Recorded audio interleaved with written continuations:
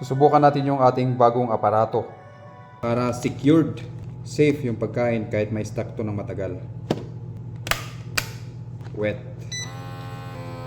Oh, sinisip-sip talaga oh. Okay siya. Secured na secured. Inuna muna natin tong mga ribs. Yun. Reddish na reddish oh. Alright. Para ito sa nag-order ng 2 kilos ito. Nabundle na natin.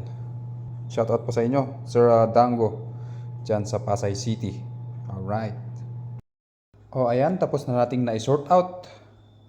Pati yung mga orders ay na-sort out na natin.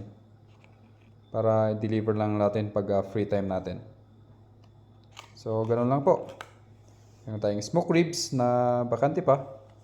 Tapos itong smoke meat. Ito. Itong dalawang pack is 1 kilo na ito. 1 kilo. Tapos itong ribs. Mga ribs na ito. Ito ordered na. Kukunti lang muna ngayon. At hanggang sa muli, mabuhay po at ingat po tayong lahat.